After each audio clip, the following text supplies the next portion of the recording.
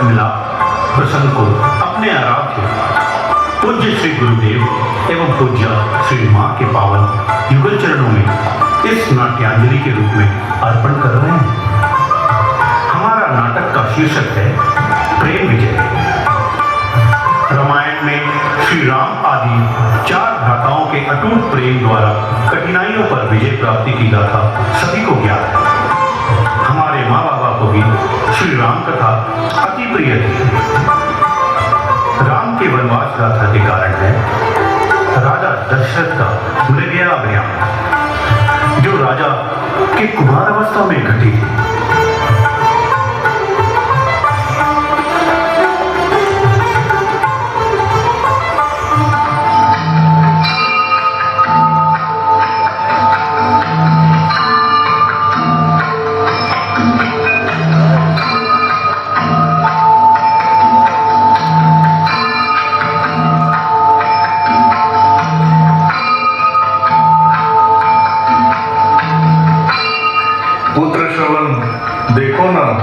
कुटीर में जल नहीं है, तृष्णा से कंठ शुष्क होता जा रहा है।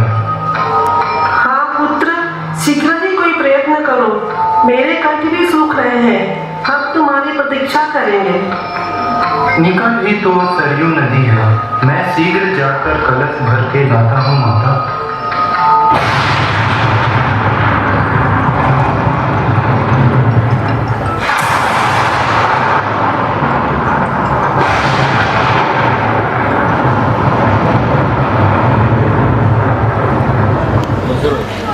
चक्रवर्ती सम्राट महाराज दशरथ की जय हो। तपते सूर्य की ताप में दिन भर इस वन में कितना भटके, परंतु अब तक एक भी जंतु का शिकार ना हो पाया। अब तो संध्या होने ही वाली है और बादल गरज रहे हैं, विद्युत चमक रहा है, अंधेरा भी हो रहा है।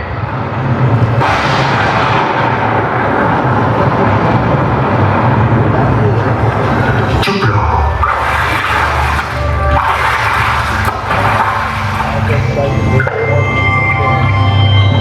लगता है कि इन शुष्क पत्तों पर कोई बड़ा मृग तो नहीं है, पर छोटा कोई पशु तो है ही। नदी से जल पी रहा है।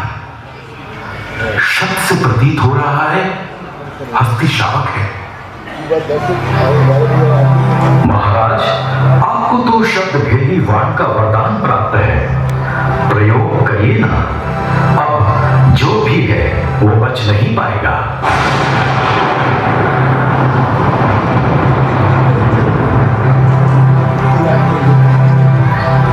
अंधकार हो गया है, बादल गरज रहा है, विद्युत चमक रहा है। मैं शीघ्र जल भरकर माता पिता के पास जाता हूँ। हाँ, अवश्य कोई जंतु चल पी रहा है। कोई हस्ती शावक का होना ही संभव्य है।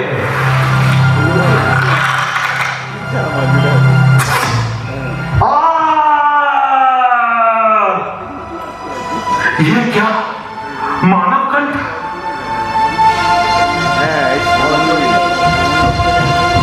हे विधाता, यहां तो कोई हस्ती शावक नहीं। ये तो मानव तल है। ये मैंने क्या कर डाला? किस कुशल ने मैंने ये बाण छोड़ा? हे विधाता, मैं तो एक क्षण में चक्रवर्ती सम्राट से महापाप की सिद्ध हो गया।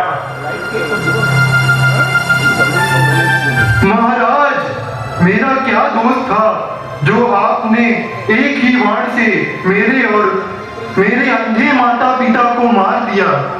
मैं ब्राह्मण कुमार हूँ, कंदमूल खाता हूँ, प्रातःकाल सामवेद का गायन करता हूँ। मेरे माता पिता अपने मानस नेत्रों से मेरा पथ निहार रहे होंगे, तृष्णा से जल के लिए सोच रहे होंगे। मैं कब जल लेकर पहुंचूंगा और वे अपनी तृष्णा शांत करेंगे। आप कृपया मेरी देह उन्हें सौंपने से पूर्व उन्हें अवश्य ही जल पान कराइएगा।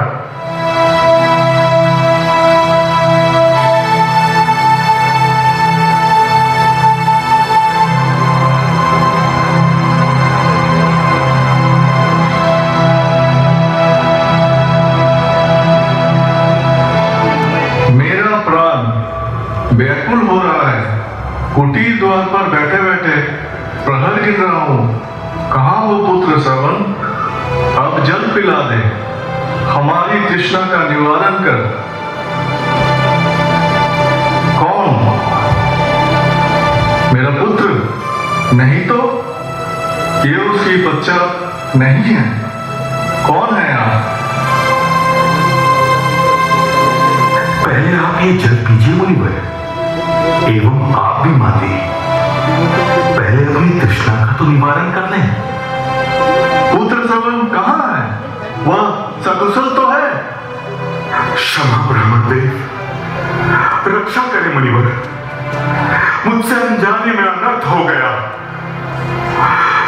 घोर पाप हो गया।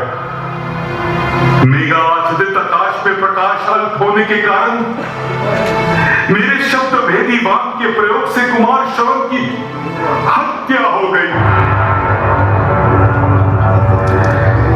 ऋषि कुमार का जल कलश में नदी से जल भरने के शब्द को मैंने हस्ती शावक का जलपान करना भ्रम कर लिया। महात्मन,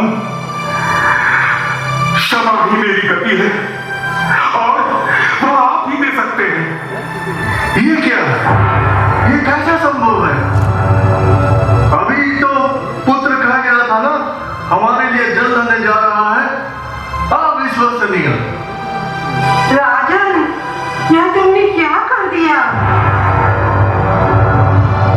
पुत्र प्यासा न जन दुखं यदि तन्वं संप्रतम एवं त्वं पुत्र शोकेन राजन कालं करिष्यसि।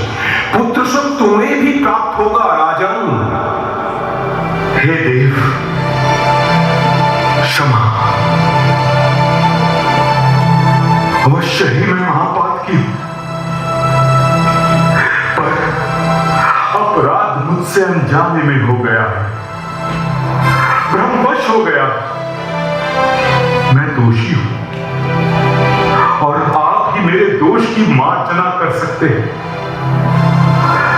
पश्चाताप की तीव्र ज्वाला से मैं दग्ध हो रहा हूं। आपकी कृपा बिन मेरी कोई अन्य गति नहीं। हे पुत्र श्रवण, जाओ तुम अनंत धाम मोह माया त्याग कर, जहां दुख नहीं, अंधेरा नहीं, जरा मरण एवं शोक नहीं, जाओ उस अमृत लोक में जाओ।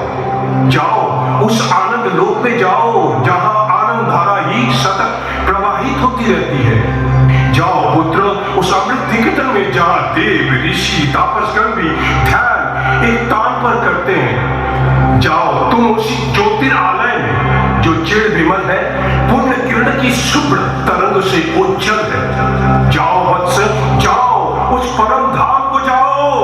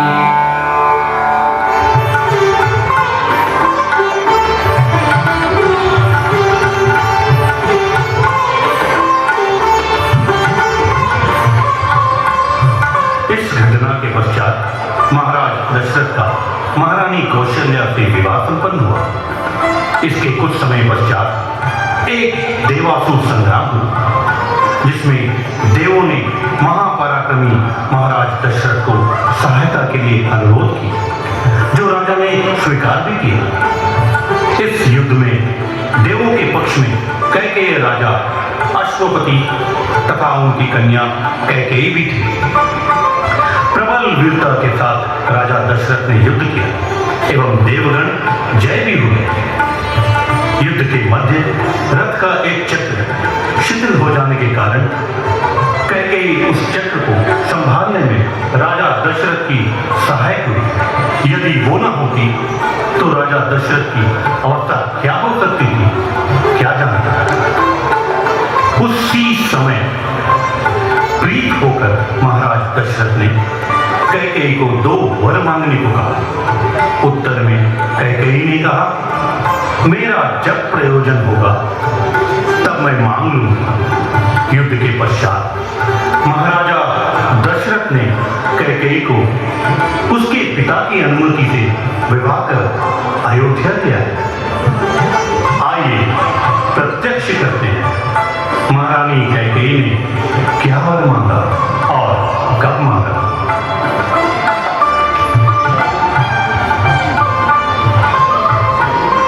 प्रणाम महाराज। हे प्राण प्रिय कैकेयी, हमारे ज्येष्ठ पुत्र राम का कल राज्याभिषेक है। तुम आनंदित तो हो ना? संपूर्ण अयोध्यावासी हर्ष सागर में डूबे हुए, संपूर्ण तैयारियां भी हो चुकी है। प्रातःकाल की अपेक्षा है। पुरोहितगण, अमात्यगण, सभासदगण सभी अत्यधिक प्रसन्न हैं। तुम क्रोधित क्यों हो प्रिय? मैं तो आश्चर्यचकित हूं। किसने तुम्हारा अपमान किया? इस आनंद के वातावरण में तुम्हारे मुखमंडल पर रोष की लकीरें। बताओ प्रिय, किसने तुम्हारे लिए कोई अप्रिय कार्य किया? नाम बताओ, किसे दंडित करना है? अप्रिय कार्य तो स्वयं आपने ही किया है महाराज। मैं आपको आपकी ही शपथ के 2 वरदानों का स्मरण कराना चाहती हूँ। स्मरण है ना महाराज? देवासुर संग्राम में युद्ध भूमि में मैंने आपकी सहायता सेवा की थी। उस समय आपने मुझे 2 वरदान मांगने को कहा था। स्मरण तो होगा ही ना महाराज? आप वचनबद्ध हैं। वो 2 वरदान मैं अभी इसी क्षण मांग रही हूँ। प्रथम तो जिस राज्याभिषेक का आयोजन हो रहा है उसमें राम के स्थान पर भरत का अभिषेक हो।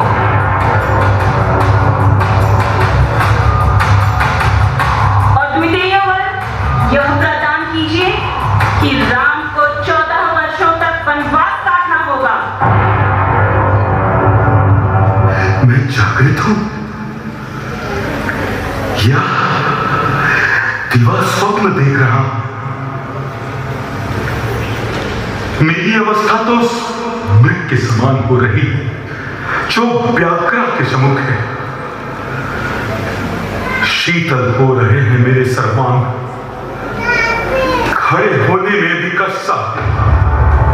अरे निष्ठुरा, दुष्टा, पापिष्टा, राम ने तुम्हारी क्या हानि की और मैंने भी क्या अपराध किया? राम ने तो सदैव ही तुम्हारी मातृतुल्य सेवा की है और तुम ही उसका अनिष्ट करने को उद्यत हो।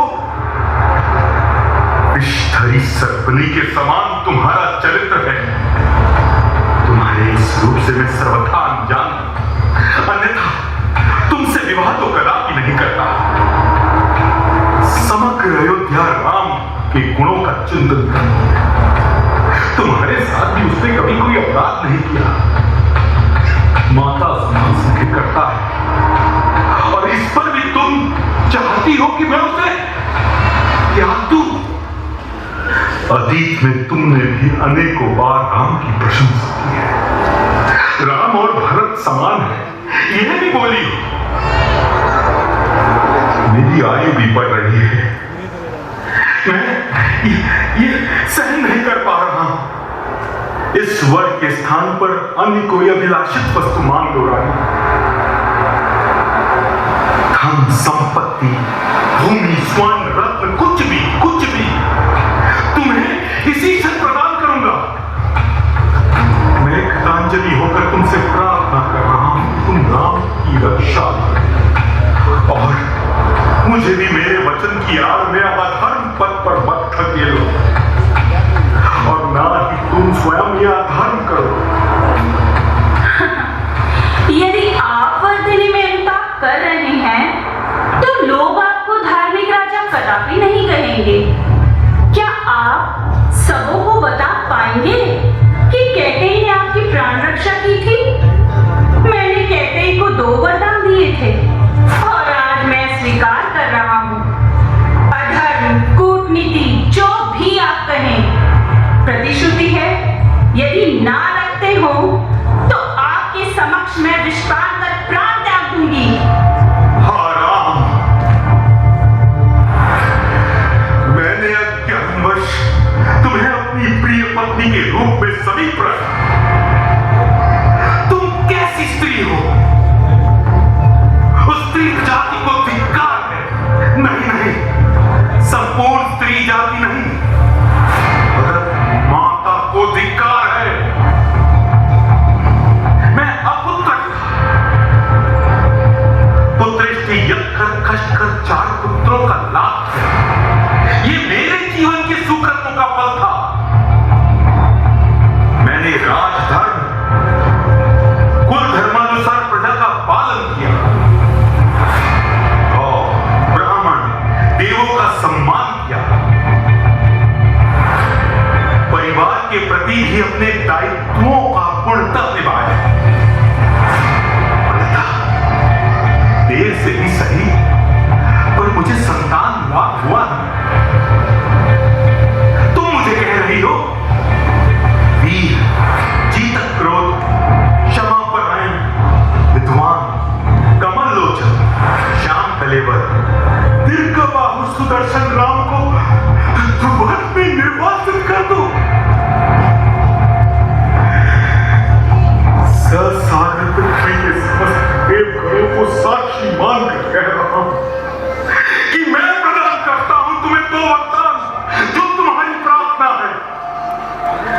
इसका फल क्या होगा यह तो वो सर्वशक्तिमान ही जाने, पर यह निश्चित है कि मैं तुम्हें इसी मुहूर्त में त्याग रहा हूं।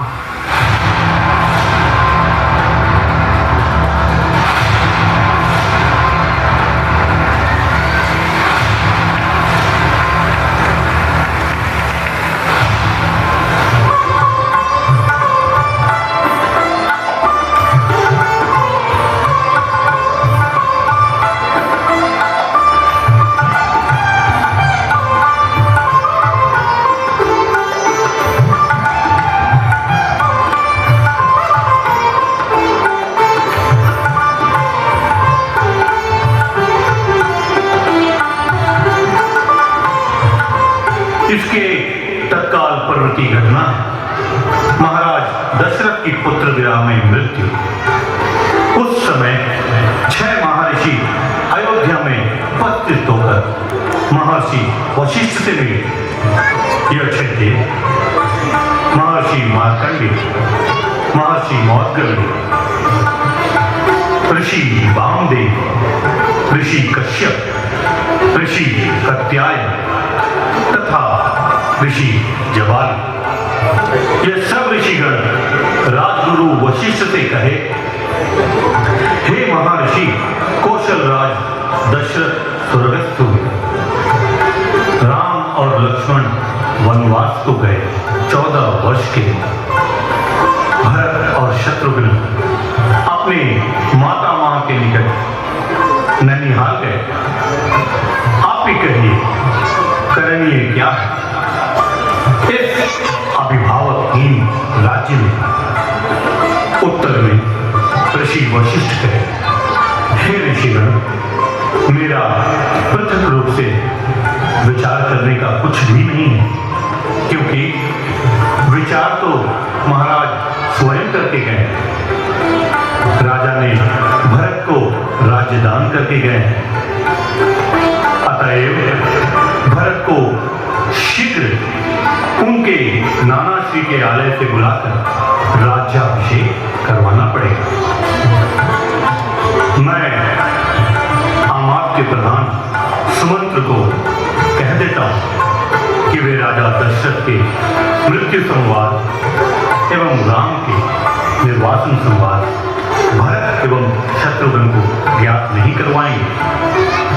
और सुमंत्र को तो यथेष्ट ज्ञान है, उनके साथ कौन कौन चलेंगे। तब तक राजा दशरथ का देह तैराधार में रखवाना है। भरत एवं शत्रुघ्न लौटने के पश्चात ही महाराज का अंत्येष्टि क्रिया तथा श्राद्ध क्रिया संपन्न होगी। 6 मुनिगण ऋषि वशिष्ठ का इस व्यवस्था का अनुमोदन भी किया।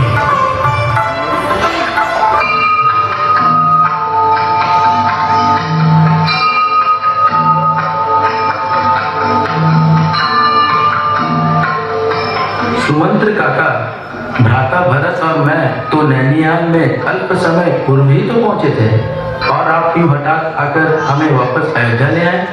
हमें तो चिंता है कि कहीं कोई दुसंवाद तो नहीं, और आपने भी कुछ नहीं बताया। अब तो काका श्री बता ही दीजिए। भ्राता भरत तो नैनियाल में भी चिंतित ही थे, बारंबार दुस्वप्न की ही चर्चा करते थे। देखिए ना, भ्राता भरत तो अभी भी वार्तालाप नहीं कर रहे हैं, इतने शंकित है भैया। इक्ष्वाकु वंश के महातेजस्वी, प्रजाजनों के प्रिय, महाधनुधर, वेदज्ञ, महाधनी कौशल राज दशरथ, जिनकी राजधानी यह अयोध्या नगरी है, और जो तुम्हारे पिता हैं, वे शरीर में अब नहीं रहे। मुझे केकई प्रदेश पहुंचने में ही 7 दिवस लग गए और महाराज का देहांत 10 दिन पूर्व ही हो चुका है। मैं आपके मातुलालय में ये सब कैसे बताता। आप क्या कह रहे हैं सुमंत्र काका? नहीं नहीं, ये सत्य नहीं हो सकता। पिताश्री इस प्रकार हठात कैसे प्राण त्याग कर सकते हैं? वे तो पूर्णतः स्वस्थ थे। ये संभव नहीं है, और इस संवाद से तो मेरे अंदर शोक भी प्रवेश नहीं कर पा रहा है। राजकुमारों, आप दोनों को मैं माताओं के सम्मुख ले जा रहा हूँ। विशेष आप उन्हीं से जान लीजिएगा।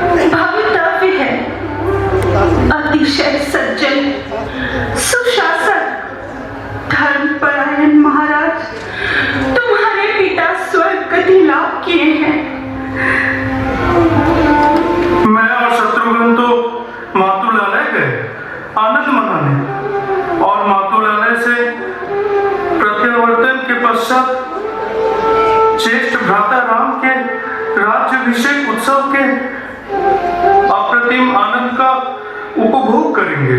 पर ये क्या विपरीत हो गया? मेरा अंतर विदीर्ण हो रहा है।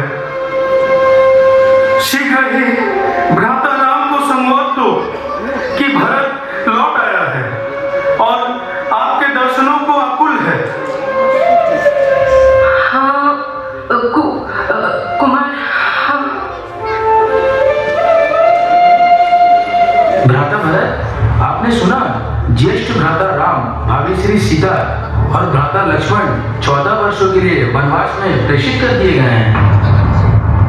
वह भी माता कैकेयी के कारण। अब सारे प्रश्न इन्हीं से कीजिए भ्राता भरत। ये क्या कह रहे हो? और माता, ये शत्रुघ्न जो बोल रहा है, क्या वो सत्य है? नहीं नहीं पुत्र भरत, और शत्रुघ्न तुम भी, ऐसा कुछ भी नहीं है। दिवंगत महाराज, तुम्हारे पिता मुझसे 2 वर का शपथ लिए थे। उस कारण प्रथम वर ये तुम्हारे लिए कौशल राज के रूप में अभिषेक, और द्वितीय राम को 14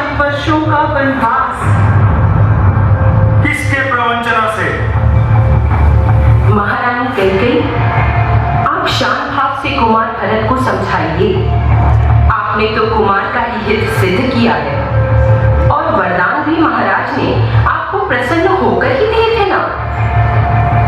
माता अपने पुत्र का हित क्यों नहीं चाहेगी? इसीलिए तो कुमार भरत को राज सिंहासन और राजा भरत के निष्कंटक राज सत्ता के लिए राम को एक दीर्घ अवधि का वनवास का प्रयोजन था। सीता और लक्ष्मण तो वनवास के लिए स्वयं ही निश्चय कर लिए। उनके वनवास की तो कोई बात ही नहीं थी। महारानी कैकेयी, आप सत्य ही श्रेष्ठ माता हैं और सब प्रकार से अपनी संतान की हित साधिका हैं। आपकी सेवा कर मेरा जीवन धन्य है। भरत का अयोध्या नरेश की कल्पना मात्र से मैं खूब आनंदित हो रही हूँ। मेरा तो जीवन सफल हो गया। रे दुष्टा, पापिनी, मेरी माता को निश्चय ही तूने ही कुमंत्रणा देकर मेरे लिए महाविपत्ति को आमंत्रण दे दिया। और ये बोलने का दुस्साहस भी तुम्हारी महारानी कैकेयी का ही दिया हुआ है। पिता देवलोक में और ज्येष्ठ भ्राता राम, भाभी श्री सीता और भ्राता लक्ष्मण वन में निर्वासित हो गए। माता, आपको तो माता संबोधित करते हुए भी मुझे लज्जा आ रही है, किंतु भ्राता राम, यदि तुम्हें मातृवत ना देखते तो मैं अवश्य ही तुम्हें त्याग देता। अपना वैधव्य तुमने स्वयं घटाया है। पतिहंता हो तुम क्या सोच रही हो? पाप बुद्धिवश किए गए तुम्हारे कर्म कदापि सिद्ध नहीं होंगे। ज्येष्ठ भ्राता को वन से अयोध्या में पुनरागमन कराकर उनका दास बनकर सेवा करूंगा। हे अमात्य प्रवर, पितृतुल्य काका सुमंत्र, इस नारी ने मेरे पिता को इतना भीषण शोक प्रदान किया कि वे सह न सके और चीर निद्रा में चले गए। और भ्राता श्री राम को राज सिंहासन के स्थान पर 14 वर्षों का वन में निर्वासन। और मेरी माता ने यह सब छलना इस कुब्जा के बातों में आकर किया है। असली दोषी तो ये मंथरा है। शत्रुघ्न, इस पाप बुद्धि के साथ तुम अपनी इच्छा अनुसार जो चाहो करो। बस स्त्री अबध्या है, ये ध्यान रखना। कौशल राज्य से निर्वासित करो इसे भ्राता। देखो कि नाना श्री कैकेयी नरेश महाराज अश्वपति भी इसे अपने राज्य में पुनः स्वीकार नहीं करेंगे।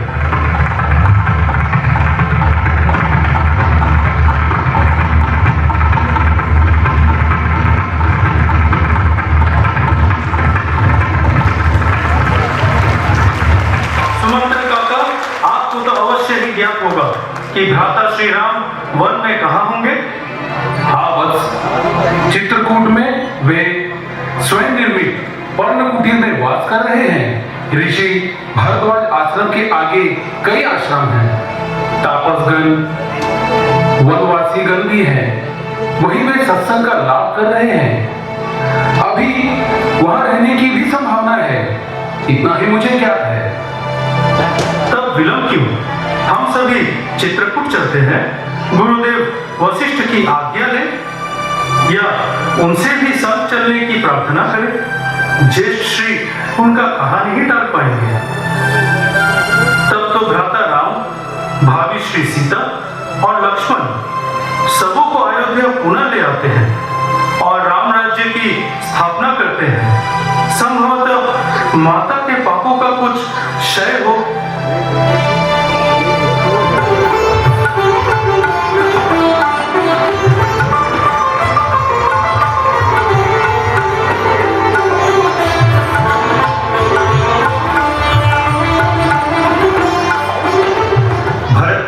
शत्रुघ्न ने अपने पिता का अंत्येष्टि तथा श्राद्धादि कार्यक्रम समाप्त करके चित्रकूट पर्वत की दिशा में चल पड़े। उनके संग राजगुरु वशिष्ठ, अमात्य प्रधान, सुमंत्र, राजमातागण, कुछ सेना, कुछ राजपुरोहितगण, कुछ नगरवासी राज्य सभासदगण उनके संग चले। मार्ग में निषाद राजद्रोह के प्रासाद में रात्रि यापन किए। तत्पश्चात ऋषि भारद्वाज के आश्रम में विश्राम लेकर रात्रिवास कर चित्रकूट की दिशा में यात्रा की।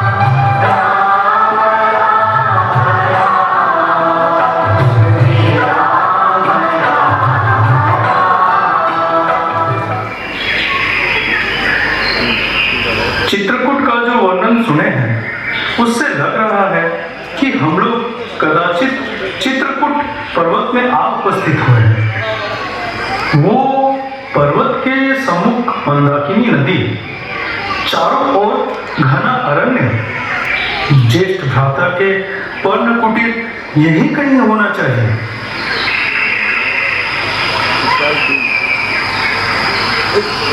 देखिए मध्यम कुमार, धुआं निर्गत हो रहा है।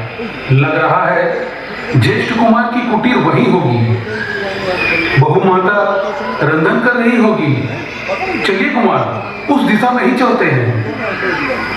आप उचित कह रहे हैं अमात्य प्रधान सुमंत्र काका।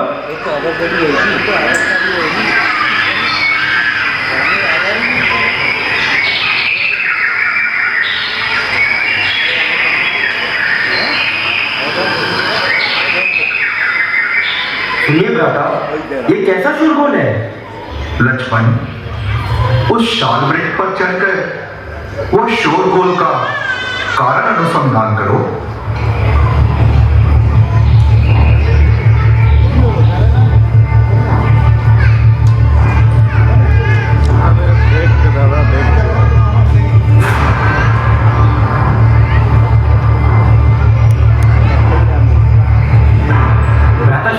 आप कवच और धनुर्बाण धारण कीजिए, मैं भी कर लेता हूँ और भाभी श्री को चूल्हा की अग्नि को निर्वापित करने के लिए कह देता हूँ। हठात कवच और धनुर्बाण धारण करने के लिए कह रहे हो? कारण तो बताओ। भारत एक विशाल सैन्य दल लेकर कुटीर की ओर अग्रसर हो रहा है। अपनी कुटिल माता की तरह उसका भी अभिप्राय हमें व्यक्त करना ही होगा। वे अपना कौशल राज निष्कंटक बनाना चाहते हैं, परंतु मैं तो उसके अभिप्राय को सफल होने नहीं दूंगा। इसके पूर्व मैं ही ससैन्य भरत का वध कर दूंगा। कह क्या रहे हो अनुज? भरत को जानते नहीं हो तुम? भरत के स्वभाव से परिचित नहीं हो तुम? यदि भरत स्वयं आ रहे हैं तो हमें अस्त्रों का क्या प्रयोजन? भातृवत्सल को अवश्य मातुलालय से अयोध्या में आकर हमारा निर्वासन संवाद को ज्ञात हुआ होगा, सो आकुल होकर हमें देखने आ रहे हैं। तुम भरत के संबंध में निष्ठुर वाक्य मत कहो लक्ष्मण, मैं अत्यंत व्यथित हो रहा हूं। हाँ अग्रज, आप सत्य कह रहे हैं। पिताश्री भी आए हैं क्या हमें देखने? संभावना तो है, अत्यंत आनंद अनुभव कर रहा हूं।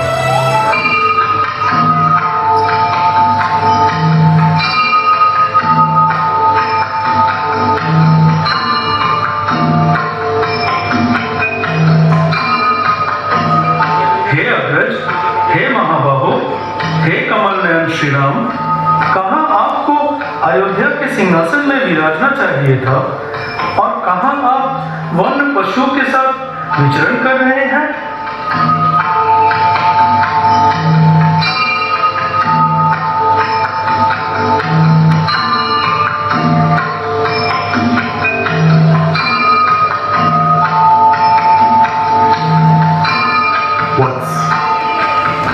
तुम वन में क्यों आए? पिता जीवित रहते तुम्हारा यहाँ आना उचित नहीं है। अयोध्या का संवाद कुशल है ना? आर्य, मेरे माता के कथन में आकर मेरे पिता ने दुष्कर कार्य किए हैं। उसके फल स्वरूप पुत्र शोक से पीड़ित होकर उनकी मृत्यु हो गई। क्या क्या कह रहे हो? हाँ अग्रज, कैकेयी को तो राज्यफल मिला नहीं, अभी पति ही नहीं रहे, वो तो घोर नरक में पतित होंगे। मेरे साथ गुरुदेव वशिष्ठ, सुमंत्र काका, तीनों माताएं, कुछ राजपुरोहितगण, कुछ प्रजागण तथा कुछ सभासदगण भी आए हैं। वे लोग भी आपसे मिलित होना चाहते हैं। आप भ्राता हम पर प्रसन्न होकर राजपथ में अभिषिक्त हो जाएंगे। यह असंभव है अनुज। मैं सत्वंश जात हूं, पितृपरायण हूं, पिता के आदेश के विपरीत नहीं जा सकता, वो पापाचरण होगा। इस घटनाक्रम में तुम्हारा बिंदु मात्र दोष नहीं है। माता कैकेयी भी यह कार्य अज्ञानवश की है। पिताश्री जो तुम्हें प्रदान किए हैं वो तुम्हें भोग करना चाहिए। हाँ पिता, क्या भाग्य हमारा, आपको हम तीनों शारीरिक रूप से और कदापि नहीं देख पाएंगे।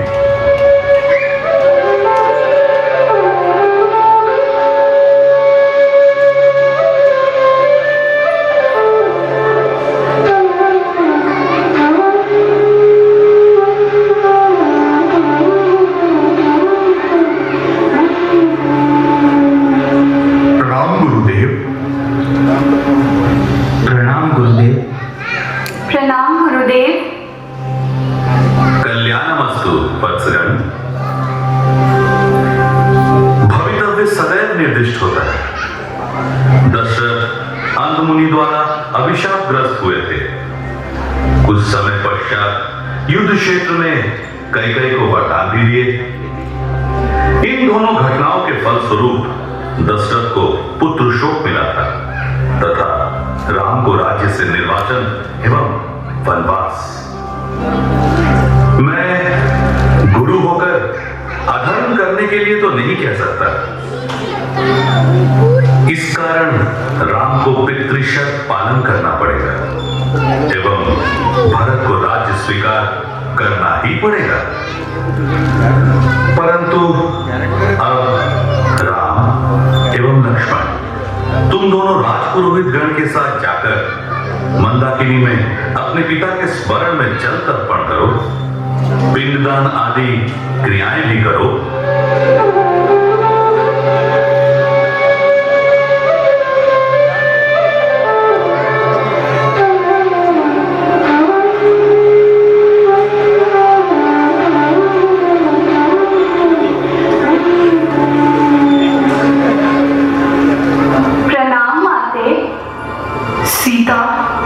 मेरी पुत्री, मिथिला राजकन्या, अयोध्या राजवधू, तुम्हारी यह दशा देख मैं अत्यंत व्यथित हो रही हूँ।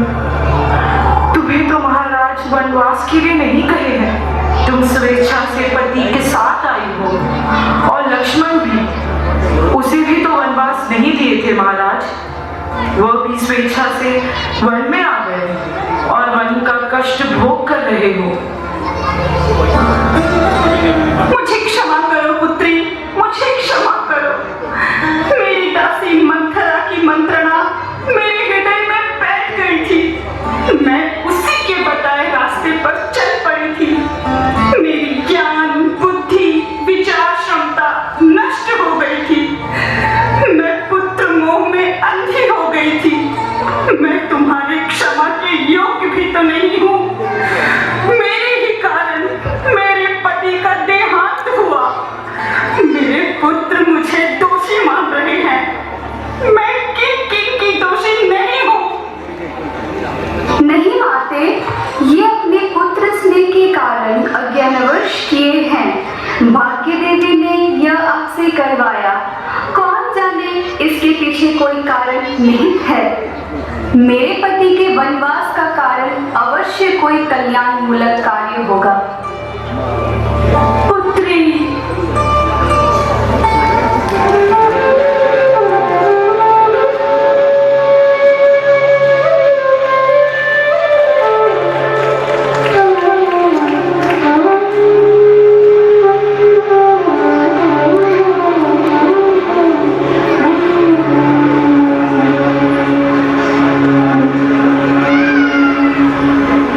पृथ्वी में आपके तुल्य कोई नहीं है अग्रज। दुख आपको व्यथित नहीं करता, सुख आपको हर्षित नहीं करता। जीवन एवं मृत्यु, सत्य एवं असत आपके निकट समान है। हे पुरुषोत्तम, मेरे माता के अपराध का नाश कीजिए, पिता को पापों से रक्षा कीजिए। राजपुरोहित, हमें कुछ दीजिए। किस कारण से तुम कुशासन कर रहे हो भरत? यह तो ब्राह्मणों के लिए है, क्षत्रियों के लिए नहीं। सुमंत्र काका, आप क्यों नहीं कुछ कह रहे हैं? क्या कहूं मैं भरत? तुम राम को जो कहे हो वह न्यायोचित है, तथा राम जो पितृसत्य पालन के लिए दृढ़ प्रतिज्ञ है वो भी न्यायोचित है। इस कारण मैं अपना वक्तव्य स्थिर नहीं कर पा रहा हूं। भाविश्री, मुझे थोड़ा जल ला दीजिए।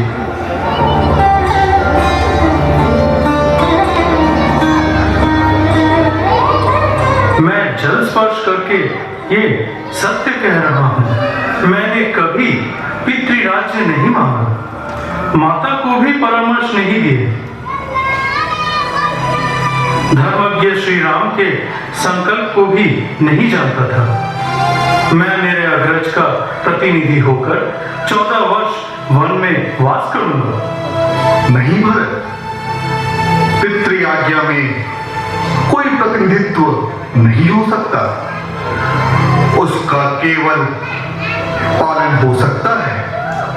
तब तो अग्रज, आप अपना अपना पादुका युगल मुझे दीजिए। उसे मैं सिंहासन पर स्थापित कर नीचे बैठकर शासन करूंगा। समग्र राज्य कार्य आपके पादुका को निवेदित कर संपादित करूंगा। सहायता के लिए राजगुरु, राज पुरोहितगण, सुमंत्र काका तो है ही। आपका पादुका ही हमारा प्रतिनिधित्व करेंगे। मैं प्रतिज्ञा कर रहा हूं 14 वर्ष राजवेश धारण नहीं करूंगा एवं राजभोग ग्रहण नहीं करूंगा। 14 वर्ष के पश्चात आप नगर में प्रत्यावर्तन नहीं किए तो मैं अग्नि प्रवेश कर लूंगा। मुझे तो अनुमति प्रदान करना ही होगा।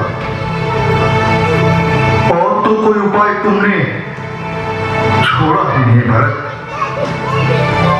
तुम्हारा भातृ प्रेम अमर होगा। राम भक्त भरत की जय हो। राम भक्त भरत की जय हो। राम भक्त भरत की जय हो। हे भगवान विष्णु के सप्तम अवतार, मैं आपकी कीर्तियों का साक्षी होकर धन्य हो गया हूं। त्याग का क्या निदर्शन है, क्या स्वर्गीय दृश्य है कि एक भ्राता अपने अग्रज के पादुका द्वय को मस्तक में लेकर राज्य सुख त्याग कर एक कठिन तपस्वी का जीवन निर्वाह करने जा रहा है।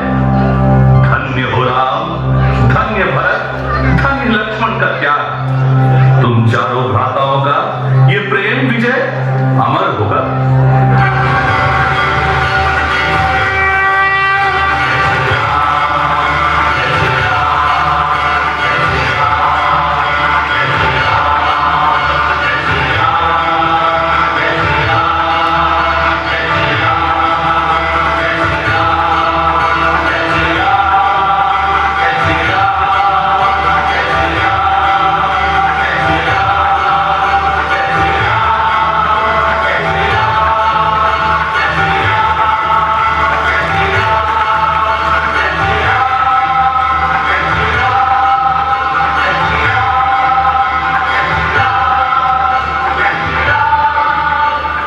हमारे गुरु भी तो प्रेम द्वारा हम सबों पर विजय पाए और हमें ये सिखाएं कि प्रेम द्वारा सब पर विजय प्राप्त करना है।